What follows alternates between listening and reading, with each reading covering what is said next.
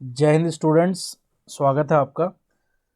तो technical problem कुछ इस तरह की है कि मैं कुछ कह नहीं सकता आपको कि कई दिनों से हम लोग इस कोशिश में हैं। तो हार्डवेयर की बहुत सारी दिक्कतें आ रही हैं, जिस वजह से आज ऑडियो प्रॉब्लम रिजॉल्व हुआ, लेकिन हम लाइव नहीं आ पा रहे हैं, है ना। तो जल्दी मैं इसका समाधान की तरफ हूँ कि बहुत सारी चीज़ें हैं जिनके समाधान की कोशिश हम लोग कर रहे हैं। चलिए, मैं रिकॉर्डेड ये सॉल्यूशन आपको दे रहा हूँ। जो पहला जो मॉक था आपका, वो उसका क्या आंसर्स होने वाले हैं। तो चलिए हम चलते हैं पहले क्वेश्चन की तरफ। तो जो पहला क्वेश्चन है वो आपसे क्या कहता है। जो सबसे पहला सवाल आपसे पूछा गया था वो ये था कि भाई अगर न्यूट्रॉनों की जो संख्या है, ठीक है, वो इलेक्ट्रॉन से ज़्यादा हो जाए तो क्या होगा। ठीक है, देखिए भाई, अगर हम बात करें किसी परमाणु की बात करते हैं, किसी एटम की बात करते हैं, तो एटम में हम ये तो कहते हैं कि जितने प्रोटॉन हैं उतने इलेक्ट्रॉन होंगे। लेकिन आप जो है न्यूट्रॉन, क्योंकि उस पर कोई चार्ज तो होता नहीं है, अब आप उससे अंदाज़ा नहीं लगा सकते कि भाई न्यूट्रॉन अगर ज़्यादा हैं तो क्या प्रोटॉन भी ज़्यादा होंगे या प्रोटॉन कम भी हो सकते हैं। तो इसलिए सीधा सीधा हम ये कह सकते हैं कि हम अंदाज़ा नहीं लगा सकते, हम लोग गैस नहीं कर सकते कि भाई कैसा उस पर चार्ज होगा। तो सीधा सीधा है कि हम ये कहेंगे कि जो पहला सवाल था आपका, उसका आंसर हो जाएगा D, we can't say anything, हम इसके बारे में कुछ नहीं बता सकते। चलते हैं दूसरे क्वेश्चन की तरफ। दूसरा क्वेश्चन पूछा गया आपसे कि positive charge can be generated on a body. मतलब आपके पास कोई बॉडी है और उस बॉडी पर आपको पॉजिटिव चार्ज क्या करना है, डेवलप करना है। तो देखिए, जाहिर सी बात है, अगर आप किसी बॉडी को पॉजिटिवली चार्ज करना चाहते हैं तो उससे इलेक्ट्रॉन निकाल लीजिए। अगर आप उससे इलेक्ट्रॉन निकाल लेंगे तो अंदर क्या होगा, जो एटम होगा उसमें प्रोटॉनों की जो संख्या होगी, जो प्रोटॉन्स के नंबर होंगे वो ज़्यादा हो जाएंगे, किससे, इलेक्ट्रॉन से ज़्यादा हो जाएंगे। और टोटल अगर आप देखेंगे तो उस पर कैसा चार्ज होगा, उस पर पॉजिटिव ही चार्ज होगा। So removing electron from the material इसका ये जवाब जो है आपका सही होगा। तो क्वेश्चन नंबर 2 का आंसर आपका जो है बी चला जाएगा। चलते हैं अगले सवाल की तरफ। अगला सवाल क्या है, क्वेश्चन नंबर 3 पे आते हैं। और क्वेश्चन नंबर 3 क्या कहता है, when the light pieces of paper, when light pieces of paper which do not have any charge are kept close to a negatively charged comb, then there will be, जब कागज के हल्के टुकड़े जिन पर कोई आवेश नहीं है उन्हें ऋणात्मक रूप से आवेशित कंघी के निकट रखा जाता है तो वहाँ क्या होना है। तो जाहिर सी बात है, ये एक्सपेरिमेंट आप बचपन से करते आ रहे हैं, है ना, कि आप क्या करते हैं, एक सूखी कंघी लेते हैं और सूखी कंघी को अपने बालों में रगड़ते हैं, और छोटे छोटे जो टाइनी पीसेज होते हैं, यानी कि जो छोटे छोटे कागज के टुकड़े होते हैं, तो हम देखते हैं कि वो अट्रैक्ट करती है, कंघी क्या करती है, उनको अपनी तरफ अट्रैक्ट करती है। तो कहीं ना कहीं हम क्वेश्चन नंबर 3 की तरफ अगर हम जाएं तो जवाब होगा कि भाई अट्रैक्शन होगा, वहाँ पे आकर्षण होगा। तो ये एक्सपेरिमेंट आपने बचपन से किया होगा कि भाई एक कंघी ले ली हम लोगों ने और सूखे बालों में उसको जो है रब कर दिया, तो क्या होगा कि ये जो छोटे छोटे कागज के जो टुकड़े हैं वो कंघी की तरफ जो है कंघी क्या करेगा, उनको अट्रैक्ट करेगा। तो ये वाला जो क्वेश्चन नंबर 3 था उसका जवाब होगा आपका जो है ए। बढ़ते हैं अगले सवाल की तरफ, क्वेश्चन नंबर 4 की तरफ। क्वेश्चन नंबर 4 बड़ा सिंपल है। क्वेश्चन नंबर 4 देखिए क्या बोला है, one glass rod is rubbed with fur and another glass rod is rubbed with silk. मतलब एक ग्लास रॉड को तो आपने फर से, फर कहते हैं जैसे मान लीजिए किसी चीज़ की खाल हो, उस चीज़ को हम लोग फर कहते हैं, तो फर के साथ रगड़ा, और दूसरी जो ग्लास रॉड है उसको हमने सिल्क के साथ रगड़ा। If both the glasses rod are kept close to each other then क्या होगा। तो ये आपसे पूछा गया है कि क्या होगा। देखिए, आपको ये बात याद रखनी है कि ग्लास रॉड को एक को आप फर से रगड़ रहे हैं, दूसरे को सिल्क से रगड़ रहे हैं, तो दोनों की प्रॉपर्टी फर और सिल्क की अलग अलग होती है। ठीक है, एक छड़ इलेक्ट्रॉनों को उत्सर्जित करेगी और एक छड़ इलेक्ट्रॉनों को क्या करेगी, आकर्षित करेगी। ये बेंजामिन फ्रैंकलिन का एक्सपेरिमेंट था, ये हमारा एक्सपेरिमेंट नहीं है, बेंजामिन फ्रैंकलिन का एक्सपेरिमेंट है। तो क्वेश्चन नंबर 4 की अगर हम बात करेंगे तो अपोजिट चार्ज वहां पर आएगा। ठीक है, उन्होंने कैट फर का यूज किया था और दूसरा उन्होंने सिल्क क्लॉथ का यूज किया था। तो अपोजिट चार्ज आएगा, तो अपोजिट यानी कि विपरीत आवेश आने के कारण, ठीक है, सॉरी, विपरीत आवेश की अगर हम बात करें, सॉरी, यहाँ पर ग्लास रॉड है, एक मिनट, हाँ, क्वेश्चन में ये कीवर्ड है आपका ग्लास रॉड है। ठीक है, बेंजामिन फ्रैंकलिन ने जो एक्सपेरिमेंट किया था वो एक ग्लास रॉड ली थी और एक उन्होंने ली थी क्या, एबोनॉइड रॉड।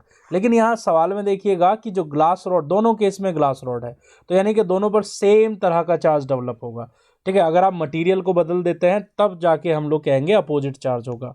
ठीक है। तो कुल मिला के क्वेश्चन नंबर 4 की अगर हम बात करें तो यहाँ पर सेम चार्ज के डेवलप होने से एक जैसे आवेश के कारण जो है दोनों के बीच में कैसा होगा, प्रतिकर्षण होगा, यानी कि वहां पर रिपल्शन देखने को आपको मिलेगा। क्वेश्चन नंबर 5 की बात करते हैं। क्वेश्चन नंबर 5 में बोला गया है कि when we rub a glass rod with silk then the charge on the glass rod will be. जब हम रेशम के साथ एक कांच की छड़ को रगड़ते हैं तो कांच की छड़ पर किस तरह का आवेश उत्पन्न होगा। तो देखिए ये बेंजामिन फ्रैंकलिन का एक्सपेरिमेंट था। और क्वेश्चन नंबर अगर हम 5 की बात करते हैं तो सीधा सीधा अगर आप एनसीईआरटी की लाइन देखेंगे तो उसी लाइन में आपको आंसर मिल जाएगा। तो यहाँ पर इसका सीधा आंसर होगा कि भाई पॉजिटिव चार्ज यहाँ पर डेवलप होगा। ठीक है। तो क्वेश्चन नंबर 6 की तरफ चलते हैं। क्वेश्चन नंबर 6, ये देखो क्वेश्चन नंबर 5 जो मैंने आपको बताया ये एक्सपेरिमेंटल डेटा है, तो आपको इसको ना एज इट इज ही याद रखना पड़ेगा, इसमें आप कुछ नहीं कर सकते। बेंजामिन फ्रैंकलिन ने जो एक्सपेरिमेंट किया उसके नतीजे जो हम तक पहुंचे हैं उसी के हिसाब से हम लोग को आंसर करना पड़ेगा। क्वेश्चन नंबर 6 में चलते हैं। क्वेश्चन नंबर 6 कहता है when two bodies have similar charges are kept to each other then they will. जब दो निकायों के आवेश समान है और उन्हें एक दूसरे के निकट रखा जाता है तो फिर क्या करेंगे। भाई आपको पता है कि भाई एक जैसे आवेश हैं, अगर मान लीजिए प्लस प्लस है तो तब भी उनके बीच में रिपल्शन होगा। ठीक है। और माइनस माइनस है तो तब भी रिपल्शन होगा। तो जाहिर सी बात है कि भाई क्वेश्चन नंबर 6 में आपको बोला है एक जैसे आवेश हैं तो रिपेल ईच अदर, यानी कि आंसर जो होगा कि वो एक दूसरे से क्या करेंगे, रिपेल करेंगे, यानी कि प्रतिकर्षित करेंगे। ठीक है। अब चलते हैं क्वेश्चन नंबर 7 की तरफ। क्वेश्चन नंबर 7 क्या कहता है। क्वेश्चन नंबर 7 कहता है कि if positively charge body attract another body then the body is.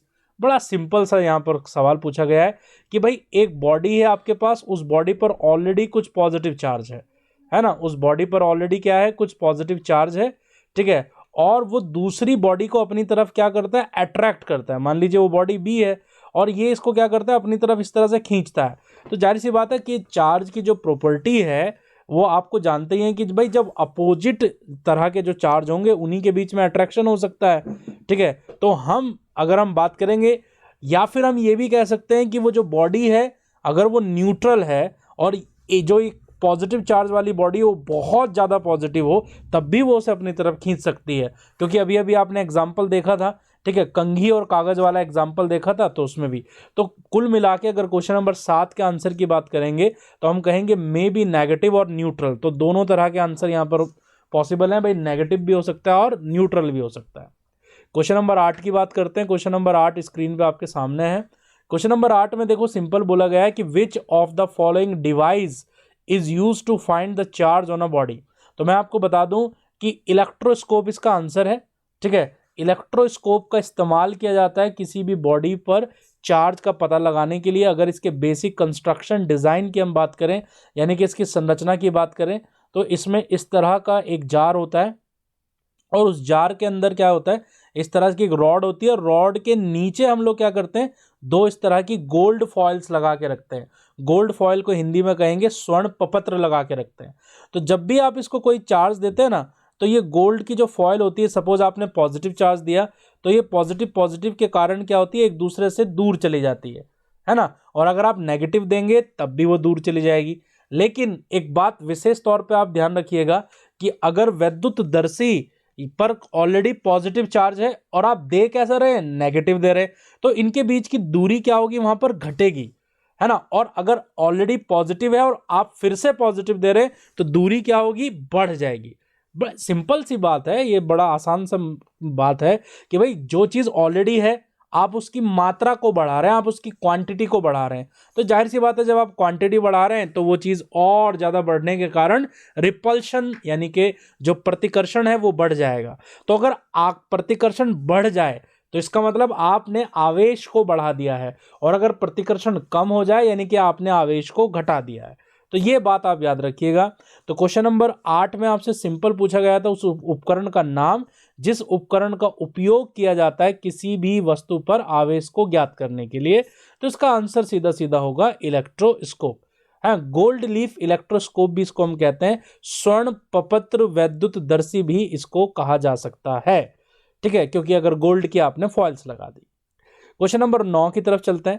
Question number 9 कहता है कि when a negatively charge balloon is brought in contact with a charged electroscope, it was observed that the leaves of the electroscope move further apart। देखो अभी थोड़ी देर पहले मैंने बताया कि अगर किसी वैद्युतदर्शी जो पहले से ही आवेशित हो, अगर उसकी पत्तियों के बीच की दूरी अगर बढ़ रही है, इसका मतलब अगर उस पर पहले से कोई चार्ज है तो आपने उसकी मात्रा को बढ़ा दिया है।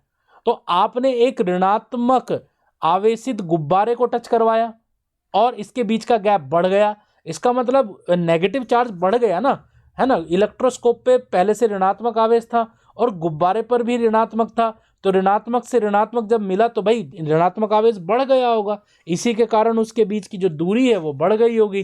तो मैंने आपको ऑलरेडी बताया कि भाई अगर पत्तियों के बीच की दूरी बढ़ जाए, है ना, तो इसका मतलब जो आवेश वस्तु पर होता है वही आवेश वैद्युतदर्शी पे होता है, या उल्टा भी कह सकते हैं कि जो आवेश वैद्युतदर्शी पे होता है वही आवेश वस्तु पर भी होता है। तो गुब्बारा आपका कैसा था, नेगेटिवली चार्ज था, तो इसलिए इसका आंसर हो जाएगा आपका कि ये बोल रहा है कि भाई चार्ज ऑन इलेक्ट्रोस्कोप, तो ऑलरेडी क्या होगा, नेगेटिव ही वो रहा होगा, तो सीधा सीधा कॉन्सेप्ट आपका आ गया। क्वेश्चन नंबर 10 की तरफ चलते हैं। क्वेश्चन नंबर 10 कहता है कि a neutral electroscope is touched by negatively charged abonoid rod. The charge on the electroscope after the removal of the abonoid rod will be। एक उदासीन वैद्युतदर्शी को ऋण आवेशित एबोनॉइड छड़ द्वारा छुआ जाता है। एबोनॉइड छड़ को हटाने के बाद वैद्युतदर्शी पर किस तरह का आवेश होगा। देखिए सिंपल सी बात है कि आपका जो वैद्युतदर्शी है यानी कि जो इलेक्ट्रोस्कोप है उस पर किसी तरह का पहले से तो कोई आवेश है नहीं, तो जो भी हम वस्तु टच करवाएंगे यानी कि जो भी बॉडी आप टच करवाओगे वैसा ही चार्ज उस पर आ जाएगा। तो यानी कि इलेक्ट्रोस्कोप पर कैसा चार्ज होगा, तो क्वेश्चन नंबर 10 का आंसर होगा ए, नेगेटिव ही चार्ज होगा। चलते हैं क्वेश्चन नंबर 11 की तरफ। क्वेश्चन नंबर 11 क्या कहता है, which of the following is oblique are the charging methods. निम्नलिखित में से कौन सी आवेशन की एक विधि है। तो देखिए हम घर्षण के द्वारा आवेशन कर सकते हैं, बिल्कुल सही बात है। हम चार्जिंग बाय कंडक्शन कर सकते हैं, बिल्कुल है। चार्जिंग बाय इंडक्शन कर सकते हैं, बिल्कुल है। प्रेरण के द्वारा आवेशन कर सकते हैं। तो उपरोक्त सभी जो है आवेशन की विधि हैं, ठीक है। तो 3 तरह के मेथड्स होते हैं, आपको याद रखना होगा।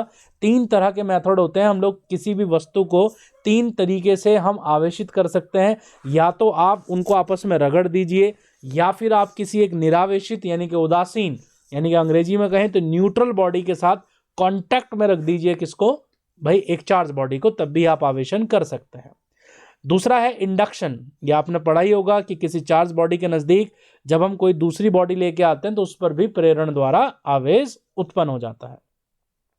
चलते क्वेश्चन नंबर 12 की तरफ। क्वेश्चन नंबर 12 कह रहा है, in charging by induction a charge body and an uncharge body. देखिए प्रेरण द्वारा आवेशन में एक आवेशित वस्तु एक अनावेशित वस्तु को, देखिए प्रेरण बोला है, इंडक्शन एक ऐसा मेथड है यानी कि प्रेरण एक ऐसा मेथड है जिसमें म्यूचुअल कांटेक्ट नहीं होता, यानी कि परस्पर एक दूसरे को टच नहीं करती हैं। ये बात आपको याद रखनी होगी। तो क्वेश्चन नंबर 12 का आंसर होगा do not touch each other. जो प्रेरण द्वारा आवेशन होता है उसमें वस्तु एक दूसरे को छूती नहीं है, ठीक है। हाँ फ्रिक्शन में तो छुएगी और उसमें कंडक्शन में भी ऐसा ही होगा, उसमें भी छुएगा, लेकिन प्रेरण में नहीं छुएगा। को चलते हैं क्वेश्चन नंबर 13 की तरफ। During the process of charging by friction which particle is transferred. देखिए भाई सिंपल सी बात है कि जब आप दो चीजों को रगड़ेंगे आपस में तो किस कण का स्थानांतरण होगा। भाई इलेक्ट्रॉन के जाने से या इलेक्ट्रॉन के आने से ही चार्ज डेवलप होता है, तो जाहिर सी बात है कि इलेक्ट्रॉन ही ट्रांसफर होगा, ना तो प्रोटॉन ट्रांसफर हो सकते हैं और ना ही न्यूट्रॉन ट्रांसफर हो सकते हैं। तो क्वेश्चन नंबर 13 का आंसर आपको मिल गया। क्वेश्चन नंबर 14 की बात करते हैं, ठीक है। When a negatively charged, देखिए क्या बोला है, when a negatively charged balloon is used to charge a neutral object by contact। जब किसी ऋणावेशित गुब्बारे का उपयोग कर किसी उदासीन वस्तु को संपर्क द्वारा आवेशित करने के लिए किया जाता है। तो देखिए संपर्क जब आप करते हैं ना तो संपर्क में एक जैसा आवेश आता है। जैसे मैं पॉजिटिव हूं और मैं किसी को छू लूं तो वो भी पॉजिटिव हो जाएगा, मैं नेगेटिव हूं मैं किसी को छू लूं तो वो भी नेगेटिव हो जाएगा। तो क्वेश्चन नंबर 14 का सी ऑप्शन देखिए, बोथ द बलून, ठीक है, both the balloon and the object become negatively charge. क्यों भाई, गुब्बारे पे तो पहले से नेगेटिव है और आप उसको किसी से टच करवा रहे हैं तो जाहिर सी बात है उस पर भी एक नेगेटिव चार्ज ही डेवलप होगा। बढ़ते हैं क्वेश्चन नंबर 15 की तरफ। क्वेश्चन नंबर 15 आपसे कहता है if a neutral body is charge by conduction with the help of a charge metallic rod then in this process charge on the rod will be. देखिए आप चार्ज किससे कर रहे हैं, कंडक्शन से कर रहे हैं। कंडक्शन यानी कि चालन द्वारा कर रहे हैं, और चालन द्वारा क्या होता है, जैसे मैं पॉजिटिव हूं और मैं किसी को टच कर लूं तो मेरा आवेश उस पर ट्रांसफर होगा, मेरा चार्ज उस पर स्थानांतरित होगा, ठीक है, मेरा आवेश स्थानांतरित होगा यानी कि चार्ज ट्रांसफर होगा। तो जाहिर सी बात है कंडक्शन मतलब एक उधार देने टाइप का है कि आपके पास पैसे हैं, आप किसी को उधार दे रहे हैं तो आपके पैसे तो घट ही जाएंगे, ठीक है। तो क्वेश्चन नंबर 15 में देखिए क्या होगा, आंसर होगा घट जाएगा, क्योंकि भाई थोड़ा सा आवेश क्या चला गया, दूसरी वाली बॉडी के पास चला गया है। क्वेश्चन नंबर 16 की तरफ चलते हैं। 16 में देखिए क्या बोला है, अच्छा ये 16 रिपीटेड क्वेश्चन है, ठीक है, तो माफी चाहेंगे, 16 रिपीट है। क्वेश्चन नंबर 17 की तरफ चलते हैं। 17 में बोला है कि a positively charge iron rod is brought close without touching a neutral sphere of aluminium, the aluminium sphere is grounded with the wire, when the wire is removed the aluminium sphere will become. Simple सी बात है, एक aluminium का गोला है और इसको आपने भू संपर्क किया हुआ है, ठीक है, ये प्रेरण वाला, आप कक्षा 12 याद कीजिए, आपका पहला चैप्टर था ये, और आप एक पॉजिटिवली चार्ज रॉड लेके आ रहे हैं, इधर से धनात्मक आवेश लेके आ रहे हैं, तो जाहिर सी बात है इस तरफ कौन आ जाएगा, नेगेटिव, और इधर कौन चला जाएगा, पॉजिटिव, क्योंकि आपने भू संपर्क किया हुआ है तो पॉजिटिव चला जाएगा अर्थ में। जब आप भू संपर्क हटाओगे तो पूरी बॉडी पर कैसा चार्ज बचेगा, नेगेटिव चार्ज बचेगा, ठीक है। तो एनसीईआरटी का सीधा पैराग्राफ से क्वेश्चन उठाया गया है, तो आंसर होगा क्वेश्चन नंबर 17 का जो आंसर होगा वो होगा आपका बी, ये चार्जिंग बाय इंडक्शन यानी कि प्रेरण द्वारा आवेशन की एक विधि है। चलते हैं आगे और बात करते हैं क्वेश्चन नंबर 18 की। क्वेश्चन नंबर 18 में बोला है charge metallic rod is touch with a metallic sphere which is grounded when the rod is removed the charge on the sphere will be. देखो एक चार्ज मेटेलिक रॉड है आपके पास, ठीक है, अभी आप पहले वाले क्वेश्चन को याद करो, हम प्लस लेके आए थे तो माइनस बना था, और अगर हम माइनस लेके आएंगे तो प्लस बनेगा, है ना, प्रेरण में। विदाउट टचिंग बोला है यानी कि प्रेरण है, टचिंग बोला है तो मतलब कंडक्शन है, चालन है, और अगर रगड़ना वाला बोला है तो भाई फ्रिक्शन है, ये आपको याद करना पड़ेगा, ठीक है। तो धात्विक गोले के साथ स्पर्श किया गया, आवेशित धात्विक छड़ को धात्विक गोले के साथ स्पर्श किया गया। अब बताइए जरा, मैंने अभी आपको हिंट दिया, टच किया मतलब क्या हो गया, टच किया मतलब कंडक्शन, और कंडक्शन में क्या होता है, वैसा ही चार्ज डेवलप होता है, मतलब मैं पॉजिटिव हूं, किसी को छू लूंगा तो पॉजिटिव हो जाएगा वो भी, लेकिन हाँ मेरा पॉजिटिव घट जाएगा। तो क्वेश्चन नंबर 18 का जो आंसर होगा, ठीक है, देखिए क्या बोला है, एक धात्विक छड़ को धात्विक गोले के साथ स्पर्श किया जाता है जो भू संपर्क है, क्वेश्चन में ट्विस्ट देखिए कितना आ रहा है, which is grounded, which is grounded, तो कह रहा है कि जब छड़ हटा ली जाती है, तो एक बात बताइए, आप इसको ना टच करवा रहे हैं और आपने इसको भू संपर्क भी किया हुआ है, अब आप क्या कर रहे हैं, छड़ को हटा रहे हैं, तो भाई जितना भी चार्ज होगा ना वो सब का सब कहां चला जाएगा, वो अर्थ में चला जाएगा, ठीक है। देखिए कितना घुमा के क्वेश्चन पूछा है, इससे पहले क्या बोला था, भू संपर्क हटाया, लेकिन इस बार किसको हटा दिया, रॉड को हटा दिया। तो यही छोटी छोटी जो बारीकियां होती हैं यही आपके क्वेश्चन में ट्विस्ट पैदा करती हैं। तो क्या होगा, सारा का सारा चार्ज ग्राउंड में चला जाएगा, तो यानी कि आंसर होगा रिमेन न्यूट्रल, यानी कि वो उदासीन ही रहेगा। चलते हैं क्वेश्चन नंबर 19 की तरफ। क्वेश्चन नंबर 19 देखिए क्या बोला है, when a positively charge rod is kept close to a metallic plate the net charge on the metallic plate will be. जब धन आवेशित छड़ को धात्विक प्लेट के करीब रखा जाता है तो धात्विक प्लेट पर शुद्ध आवेश कितना होगा, शुद्ध मतलब भाई कुल आवेश के बारे में बात कर रहा है। तो देखिए ध्यान से समझिए, आप क्या करिए, एक पॉजिटिव चार्ज रॉड लीजिए, पहले तो एक छड़ ले लीजिए जिस पर धनात्मक आवेश है, और आप एक मेटेलिक प्लेट ले लीजिए, ये आपने मेटेलिक प्लेट ले लिया, ठीक है, ये मेटेलिक प्लेट ले लिया, तो अब क्या होगा, इसके इस तरफ तो नेगेटिव आ जाएगा, लेकिन पिछली तरफ क्या जाएगा, पिछली तरफ पॉजिटिव जाएगा, और क्योंकि जितना नेगेटिव आगे है उतना ही पॉजिटिव पीछे है, तो कुल मिला के अगर आप टोटल देखेंगे तो कुल आवेश कितना होगा, 0, यानी कि न्यूट्रल ही तो होगा टोटल आवेश। तो क्वेश्चन नंबर 19 का आंसर गया आपका सी, यानी कि न्यूट्रल है इसका आंसर होगा। हाँ 0 भी ऑप्शन में हो सकता है, तो इस क्वेश्चन का आंसर 0 भी हो सकता है, तो ये बात ध्यान रखिएगा। देखिए क्वेश्चन नंबर 20 आंसर बता देते हैं। क्वेश्चन नंबर 20 का आंसर होगा सी।